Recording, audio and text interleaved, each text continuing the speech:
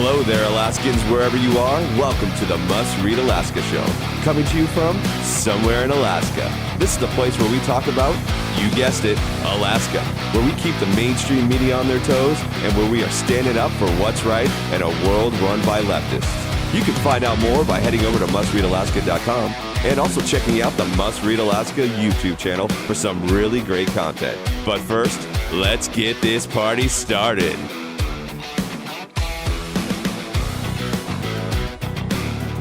Thank you, Scott. Welcome aboard, everyone, to Must Read Alaska, coming to you from somewhere in Alaska. This is the place for conservatives to exchange ideas about Alaska politics and where politics is always the talk of the town on the last frontier. I'm Suzanne Downing, and my co-host John Quick is on the other mic. Scott is on the soundboard, and you can hear him also on the new Wednesday edition of the Must Read Alaska show, where he is he's hosting it by himself. So he's doing a great job. It's a great show. You can tune in on Monday afternoons, and then again on Wednesday, Thursday for that show, and lots and lots of good content. So John, what's going on the Kenai Peninsula?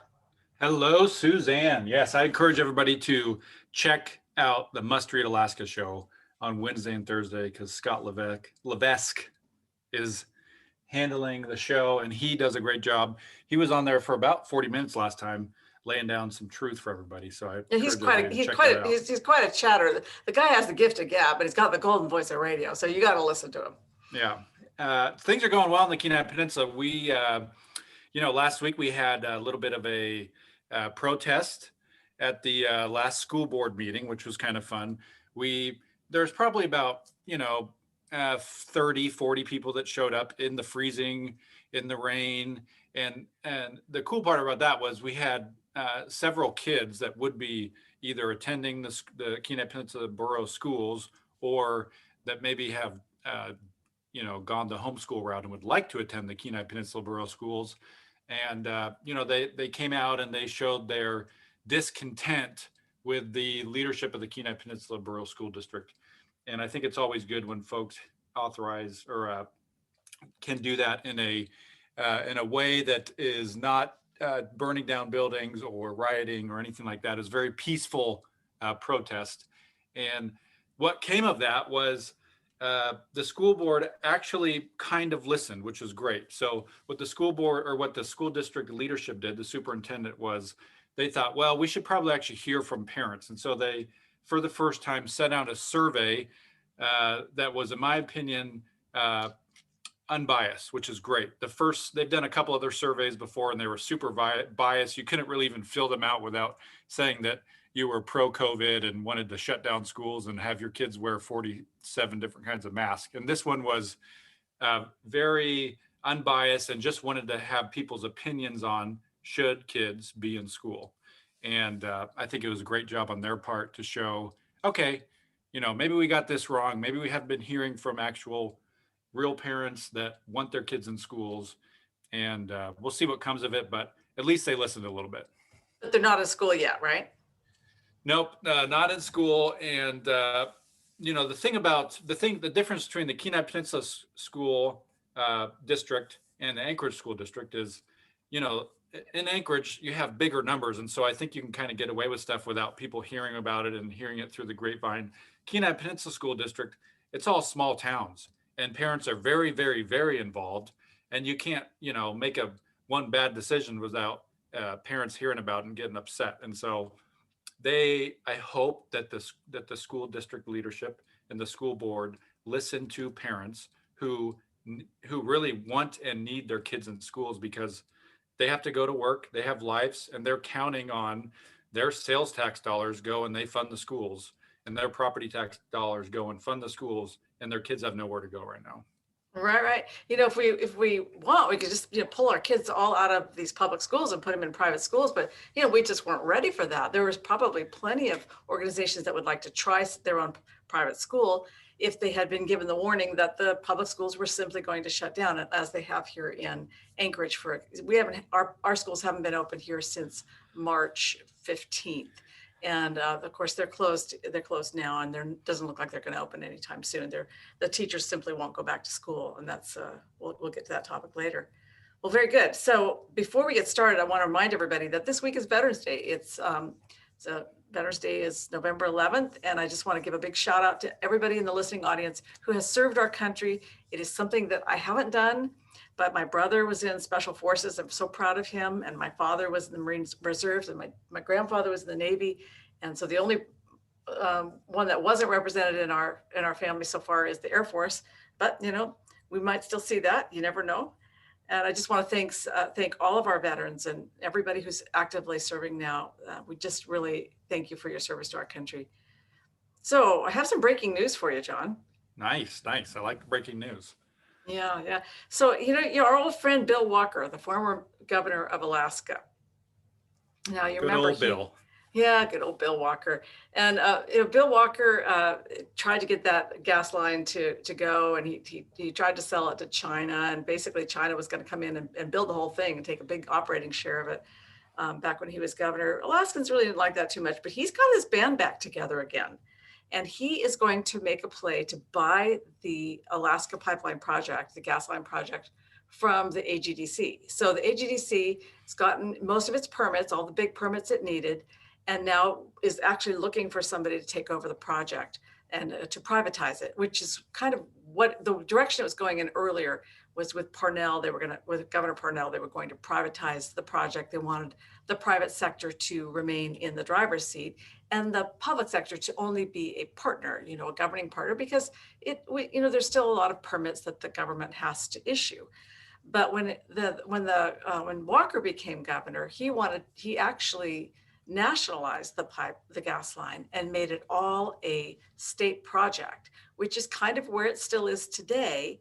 Only under the Dunleavy administration now, he wants to privatize it again. And so now that all the permits are pretty much, the big permits are done, the ones that are needed in order to sell this project, Bill Walker has gotten his band back together with the former chair, executive director of AGDC, the Alaska Gas Line Development Authority, Keith Meyer, who's from Texas, also Joey Merrick, who's head of the Laborers Union, and Bernie Carl, who's on the board of the Alaska Industrial Development and Export Authority. They have no money, but they have a website. They've got a website, and they're putting together a play to actually buy this project, which is, it's a $40 billion project. Where are they going to come up with the money? Well, maybe I got some strange ideas for them. They could probably ask Hunter Biden for some of it. He'd probably be on the board for them, I bet. He's got not a whole lot to do right now. So I've heard he's got connections in China and, could probably funnel some money their way. Well, actually, you're kind of onto something. I think that what they're going to do is that they think that they have inroads into the new, possibly incoming Biden administration, and that they can go to the federal government and try to, get some help from the federal government to invest in this project. But they've got a website. They just announced it today. It's aglng.com. And so I'm going to be writing a story about this later today on the Must Read Alaska website, but you can go there now while you're waiting for the story to pop up, aglng.com. And basically they're saying, we think that we are going to get this project going because we're the team that can do it. So I think it's fascinating, and it's the gas line project that Alaska has always wanted, and it's now pretty well permitted, but you just got to say, who's got $40 billion lying around? You always want to go where the money is, and that would be the federal government. So we'll see if they can do it. Yeah, it'd be nice to have a project like that. We could all count on our hands the amount of projects that Alaska's screwed up over the past. Sure. The list goes on and on and on. And, in my opinion, this project that, when I was the chief of staff for the Kenai Peninsula Borough when Walker was kind of getting some traction for this project, in all the meetings I was in with him and all of his to-dos, the lay of the land was like, well, it really doesn't pencil out and doesn't make that much money.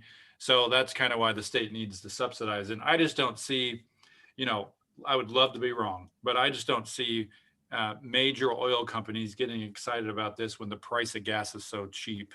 Right. Natural gas, even LNG, and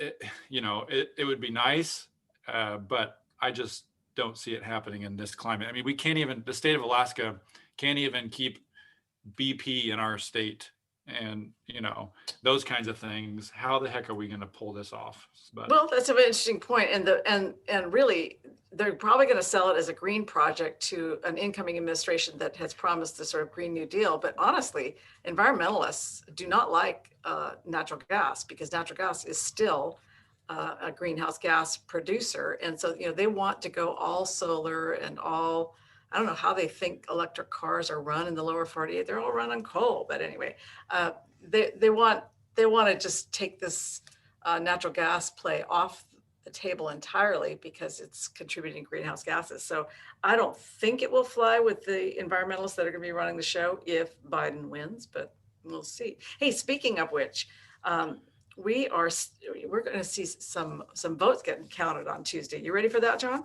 oh man, I heard we've got a lot of votes to still count, and I don't know what all this hubbub is about people trying to call an election left and right, but we still have what, 150,000 or so votes to count. Hard to say. Okay, so last week the media was saying there would be 120,000 ballots or so remaining, and I was projecting, and I'm just going to say I projected 147,600 ballots remaining. This week, what we're hearing is there's 132,000 ballots remaining, and these are all the absentee ballots, and then the early voting that was done the Thursday, Friday, Saturday, Sunday, Monday before the elections. So those 5 days. That would be maybe responsible for about 7,000 votes. But they're saying now it's about 132,000 altogether. And the question is, why is it such an elastic number? Well, it's because we have so many absentee ballots out there in the wild. Now, remember, the lieutenant governor approved having the Division of Elections send absentee ballots to all Alaskans 65 years or older. They weren't the ballots, they were the applications. And then people applied for those ballots and they were sent out. And then we're waiting to see what percentage of those will actually get turned back in. And that's why you don't know. You know how many were sent out, you just don't know how many are coming back in. But they will start counting it on Tuesday. And I believe we're going to get some numbers on Tuesday. It'll probably be pretty much be able to figure out where some of these races are going. For instance, let's just talk about the Al Gross campaign for a minute. I find it fascinating that they think that they're going to win. But remember, they hired this group called Landslide Political or Landslide Strategies out of Salt Lake City. And it's run by a guy named Bob Kubitschek, I think his name is. I don't know how you pronounce it. He used to be a state director for Obama for America. So he's an Obama guy. And they were paying people $25 an hour to fly up to Alaska and go to these pre-assigned neighborhoods and knock on pre-assigned doors, get these people to fill out absentee ballot applications, and then return them. So they go knock on the door again and try to get them to give their ballots to them so that they could go and make sure they were delivered. Now, I don't know if they were harvesting all ballots or if you said that you weren't voting for Al Gross, if they were making your ballot disappear. Now, that would be probably illegal, but actually, I don't know if it is in this state. I don't know if the laws protect us against ballot harvesting. So there is a big imbalance because we had these people swarming some of our districts, and we're really talking about most of the places they were really low-hanging fruit. They were like Anchorage and Fairbanks, to some degree the Mat-Su in the more populated areas, but they weren't going to the more sparsely populated areas like Willow or Big Lake, where people are far apart and most of them are Republican. They're just hitting the heavily Democrat areas, so that would be the urban areas. And so we have a lot of ways that we vote in Alaska. We can vote by mail, we can vote by question ballot, we can vote by fax, vote by online. In other words, an email vote. If you fill out the right paperwork, you do that. And so there's just a lot of ways that these ballots can come in. But there are races that are close to call. Now, Donald Trump is not one of them. That one, I think we can say he's definitely going to win Alaska. And I don't know why the national media hasn't called that when they've called other races. I mean, it's obvious he's going to win, but they just put him in the sort of presumed category. They don't know. Now, Al Gross, though, Al Gross needs 70% of the remaining vote to win. Now, and just to put it another way, if you took all those remaining votes that are out there that we haven't counted yet, and you kicked out all the Republican votes, he would need 90% of the remaining Democrat and undeclared nonpartisan votes. He'd need 90% of everybody who is not a Republican. And for some reason, he's up there on Twitter every day saying all votes must be counted. All votes. Now, that is really interesting. His language is interesting, don't you think? This is where the Democrats outsmart the Republicans with this kind of stuff, because they're out there pounding on doors and getting people to turn in their ballots. And if you've seen some of these videos on Facebook, they're not from Alaska, but just from the lower 48.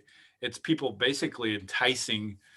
Somebody knocks on your door and they're like enticing you and selling you like they're a used car salesman on, you need to, get your ballot and you need to vote these people. And I think it goes too far in some regards, but also it goes to show you that they've outplayed the Republican Party this year with the absentee ballots. Well, here in Alaska, right here in Anchorage, they were going door to door in the summertime, and they were telling people, you do not want to go to the polls. Bad things are going to happen if you go to the polls. You need to vote your ballot absentee. So let me give you your absentee application. And then they come back and knock on the door and say, you really want to give me your ballot? We'll deposit it for you. They were very, very aggressive. I talked to a guy who had somebody come to his door in Anchorage, and they knocked on the door and they said, yeah, well, where are you from? The guy had a really thick accent, and he said he was from Moscow. He was from Moscow. I said, okay, Moscow, Idaho. He said, no, he was from Moscow, Russia. He was here door knocking on behalf of Al Gross. Now, he says he lives here now. I presume he's a citizen, maybe not. But I mean, yeah, okay, Russian interference, I don't know. I wanted to talk to you about some of the local races, though, that we were looking at. So I've seen an analysis from one of my friends who's a really good data person. And he's given me a rundown of what some of our closer races need to get in order to win. So he has figured out that in District 4, Fairbanks, Keith Kerber, who's a Republican running against the incumbent Greer Hopkins needs 56.31% of the remaining votes in order to win. And that might be possible for him if the Al Gross ballot harvesting people were out there in his neighborhood. And then you drop over to Kevin McKinley, who's in District 5. Now he's the Republican running against the incumbent Adam Wool, who's the Democrat. And Adam needs 58% of the remaining votes in order to win. That is a little higher hill to climb, 2% higher. And the question is, where were those Al Gross door knockers? Because that was the big field game that was being played. Now, if you drop down to Mike Cronk, who represents a huge swath of the interior from Tok all the way to South Fairbanks, he actually is doing so well. This Julie Helnicka would have to get 82% of the remaining votes to win. He is completely safe. He's probably in the clear. He's in the clear. And then if you go to Chris Kirker, who's in Wasilla, Big Lake area, Chris Kirker, District 7, he's a Republican running there. His opponent, whose name I can't remember, would have to get 102% of remaining votes to win. I mean, he's out. Well, if you lived in Wisconsin, you might be able to pull that off. Yeah. And Kevin McCabe, same thing in Wasilla. His opponent would have to get 138% of the remaining votes to win. It just isn't going to happen. But then you go down to Anchorage, and it gets a little dicier. You got to District 23, which is Kathy Hensley, and that is the sort of the Campbell Lake Taku district, and she won it. She's the Republican who won her primary against Connie Doherty. She's running against Chris Tuck, the incumbent Democrat, in the House. And Chris needs about 64% of the remaining vote to win. But there is an interesting thing about that particular race, and that is because Tom Hewitt, as the Alaska Independence Party candidate, is in the middle of that race. He is a third-party candidate, and he's not peeling off votes from Kathy. He's peeling off votes from the incumbent. So she may be in a pretty good spot. Now, in the past, Chris Tuck has gotten about 63% of all absentees in that district. So we're talking about a 1% margin. That one might go to a recount. And then if you drop down to District 24, where Tom McKay won in the primary against Chuck Kopp, he's really set. His opponent needs 85% of remaining ballots to win. But in District 25, that's Mel Gillis, the Republican, and he may be in a position where that one goes to a recount as well. Andy Holloman needs, not Andy Holloman. Who's the guy who's running against Mel Gillis? His opponent needs 61% of the remaining ballots. But what's a little worrisome about Mel Gillis is that in his district, he underperformed Donald Trump a little bit. And as a Republican, I hate to see that, but I still think Mel Gillis will be fine in that district. And I also think District 27 will be fine. Lance Pruitt running against Liz Snyder. Now she's running against him for the second time. Lance Pruitt is the incumbent. He is the House Minority Leader. He's born and raised in that district. She was raised in Florida and she moved here about 10 years ago. But she needs 63% of the remaining ballots to win. Now, remember, that would represent a huge blue wave if she got that. That would actually impact, that would mean all of Anchorage is going through a blue wave. We'll see. And that, the outgross people were knocking on doors in that district. But she underperformed her whole ticket. She didn't do all that well. She sure spent a lot of money, though. Oh, $600,000 or something. It was amazing. That was a very expensive race, most expensive in Alaska. By the way, I wanted to tell you about when the counting starts tomorrow. Everybody should know that the Nome counting will not start tomorrow. So that Nome Judicial District, they still haven't received their registrar lists from the different villages. So all of those North Slope, all those ballots go, all those villages out in the northern sector go to Nome to be counted. And they're waiting for the registers to show up. And what those are, they show up in a sealed container. If the container's open, then they know that they've been tampered with. So they show up, they have to be sealed. And then what happens is the people in Nome, they check them against what was said to them over the phone on election night. And then they check them against other registers. They have about 3 ways that they check them. But the fact is that entire district is not going to be counted tomorrow because, I don't know, they're not arriving by dog sled, US mail, they're arriving by mail, and it's just really, really slow.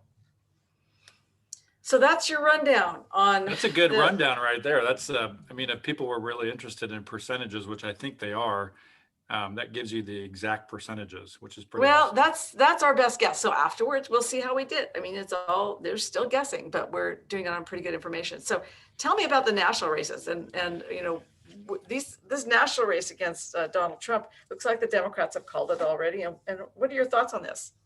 Well, I can tell you that, at least from my opinion, that the media, whether it's CNN or Fox News or MSNBC, unbeknownst to popular opinion in their own regards, they don't get to call the presidential race.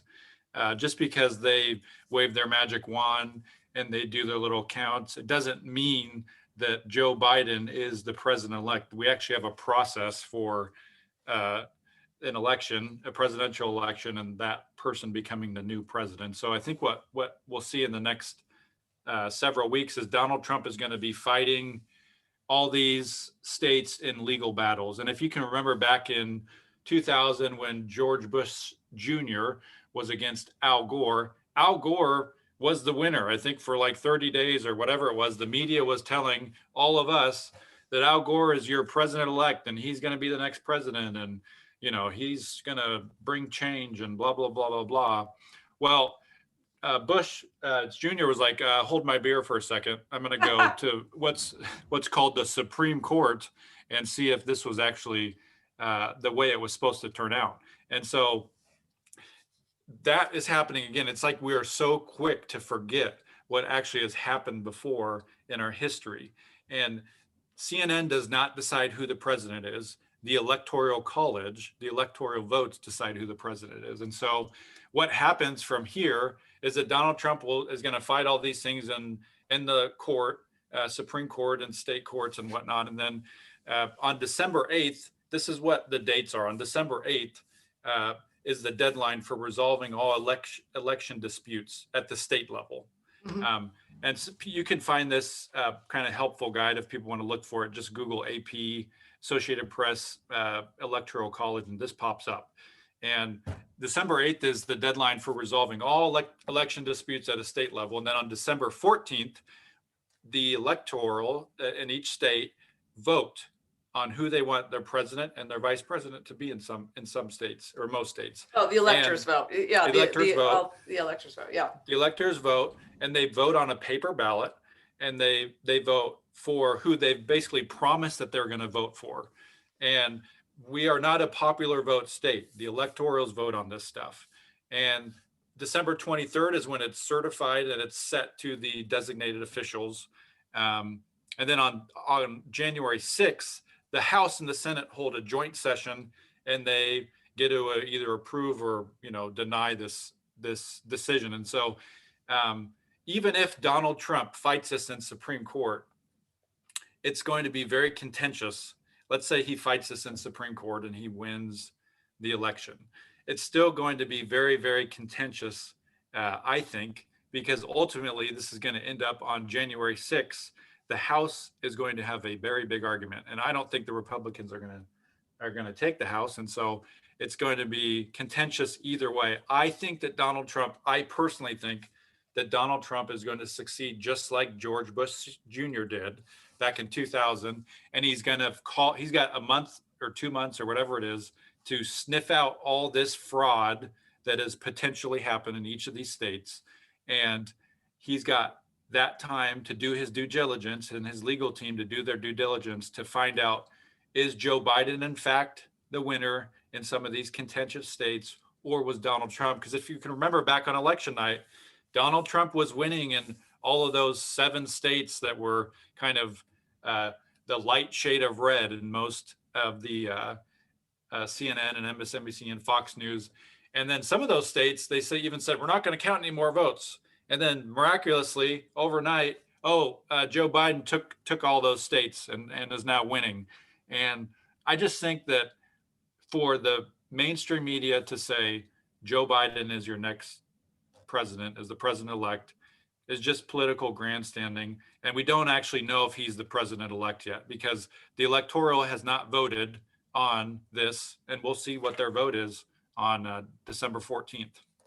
Well, okay. So that said, I'm just going to say that, they got a little head over their skis. No question that the media has gotten over its skis, and they did it way, way too early. There's no reason they couldn't have waited till Monday when they started making the declaration on Friday and Saturday that Joe Biden had won.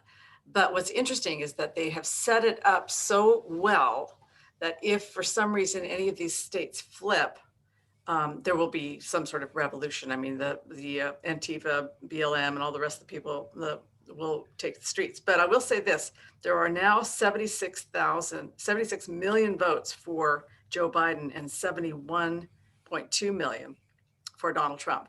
So that is a pretty big differential. It's almost 5 million votes that say that in the popular vote that he won. Now, that's not the electoral vote. And we know that the coasts are really dominating the electoral college, of course. But they've called all the states now, except for, I think, North Carolina. That is 99% reporting. And Donald Trump, it looks like he's winning North Carolina by a couple percentage points. And of course, Alaska hasn't reported yet. So even though it could go to court and some of these states could flip, you still do have so many popular votes that have gone in. And I'm thinking it's hard to game out to have 5 million fraudulent votes. I'm thinking that's a little hard to do. So I am actually proceeding as though this is probably going to happen, and that quite honestly, we could see Donald Trump running again in 4 years. We really could. He's got the vitality to do it. So I don't know.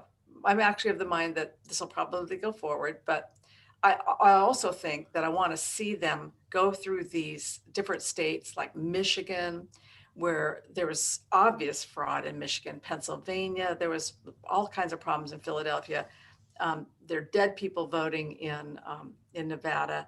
And the Trump campaign should actually challenge this just for the sake of our of our constitutionally established system. We want fair and free elections. And right now it's really kind of a clown show. Hey, by the way, I've just got some new information on what votes are going to be counted tomorrow. Do you want to hear what they are? I would love to. All right, hang tight. I'm going to pull this up. It's going to take me a minute here. Okay, so definitely for tomorrow,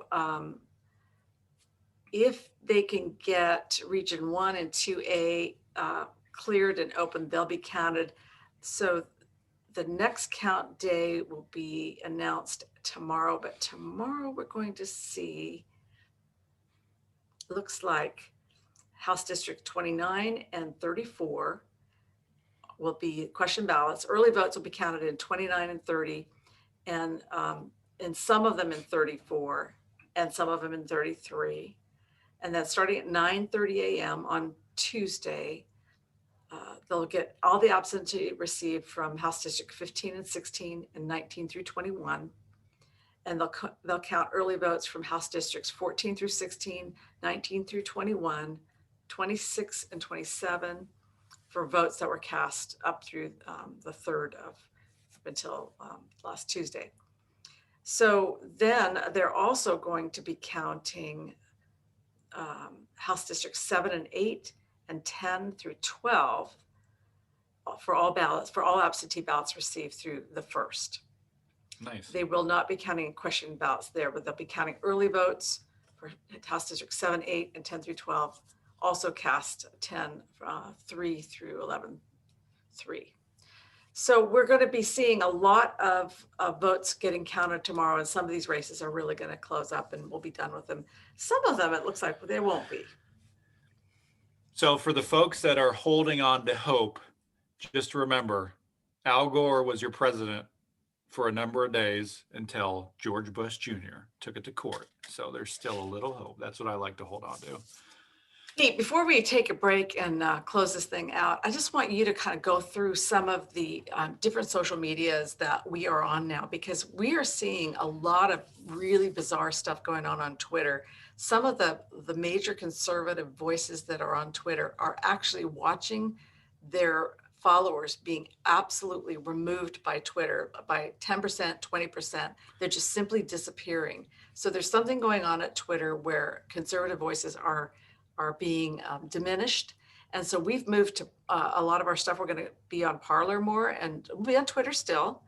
But talk to the audience about Parler and some of the other social medias that we're using. So for those of you out there that primarily use Facebook or Twitter or Instagram, those are being censored, and they have been being censored over the years. And they've cracked down a lot in the last, I would say, 4 or 5 months. And so we're going to start utilizing a couple, I would say, newer platforms to folks that are listening. One of those is the Caucus Room. And so if you just go to thecaucusroom.com or just Google Caucus Room, you can find that it's a newer social media platform that's been put together by some conservative folks. And they kind of have a vetting process of even allowing you to open an account, which is nice. So it kind of gets rid of the bot accounts or the folks that are trying to pretend to be somebody they're not. And we've been on there for a while now, and we post pretty regularly on there. So you could follow us on there. You just go on there, and we're under Must Read Alaska. We have our own side page with them.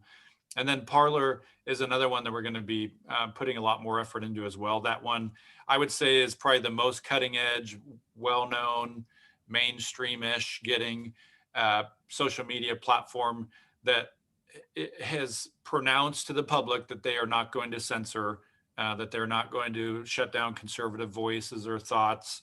And I've seen them, over the last 5 days, I've seen on Facebook kind of a massive exodus of folks shutting down their accounts to move over to Parler, which, I think is great. And so we'll be, we're still going to use Facebook, but we're going to be on Parler as well a lot more. Yeah, and we've had an account with Parler for several months, but we haven't done a lot with it. But we're all of a sudden just like, hey, we're recharging there. We're going to go up on Parler a lot more, and also we're going to start posting on MeWe a lot more too. MEWE. reelection.com. And again, they do not collect your data. They do not use it in any big data way. They're not trying to sell you things. They're not scraping your information.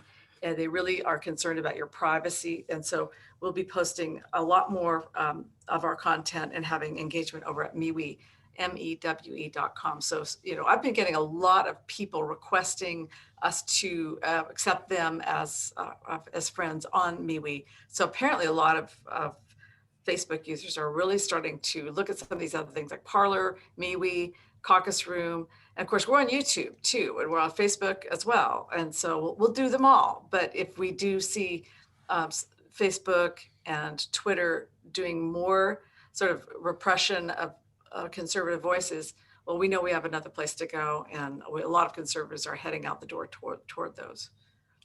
I do have one more prediction. Do it. If, God forbid, Joe Biden wins, what you'll see from conservatives is they are going to go back to work on Monday and keep plugging away, and they're going to go vote again in 4 years.